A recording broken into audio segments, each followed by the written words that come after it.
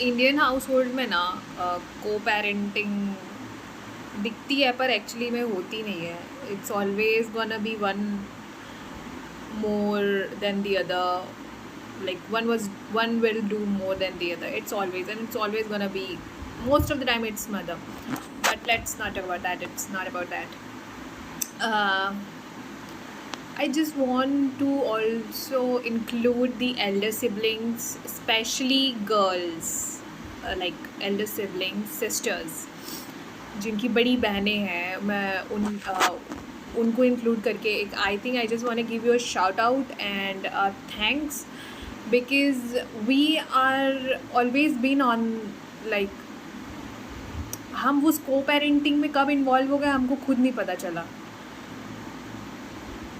और हम एक पेरेंट की तरह ही उस अपने छोटे सिबलिंग को, छोटे भाई बहनों को संभालते आए हैं.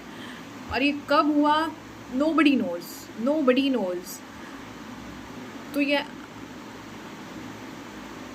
तो ये जो आई थिंक ब्राउन पेरेंट्स और पेरेंट्स कभी ये चीज़ शायद एक्सेप्ट ना करेंगे या रियलाइज़ भी नहीं करेंगे. पर आई थिंक जो बड़े भाई बहन होते हैं, स्पेशली जो बहनें होती है, वो आई थिंक पेरेंटिंग में कब आ जाती है उनको भी नहीं पता. वो बचपन से देख रही होती है, चाहे उनके दोस्तों को. और इंडिया में तो एक मैरिज में रह के single parenting everywhere, like mostly यही होता आ रहा है. एक ही कोई पेरेंट है जो कट टू कट देखता है, मोस्टली वो मदर ही होती हैं. और पर सिबलिंग्स का जो रोल होता है एक छोटे भाई बहनों के ज़िंदगी में, स्पेशली अगर कॉम्बिनेशन बड़ी बहन और छोटे भाई का है, क्योंकि दो भाइयों का कॉम्बिनेशन छोटा बड़ा नॉट गोना वर्कआउट.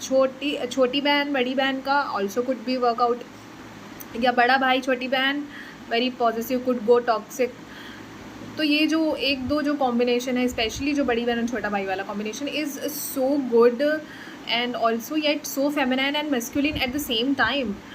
जो बड़ी बहन है वो छोटे भाई को जो चीज़ें सिखाती है, वो आई थिंक कोई नहीं सिखाएगा उसको पूरी दुनिया में, और ये शायद उस छोटे भाई को कभी रियलाइज़ भी नहीं होगा. तो आई थिंक जो बड़ी बहन है, I think they deserve a lot more than that just being celebrated as a parent since don't know, since 5-year-old, 10-year-old, 8-year-old. They don't know, nobody remembers it.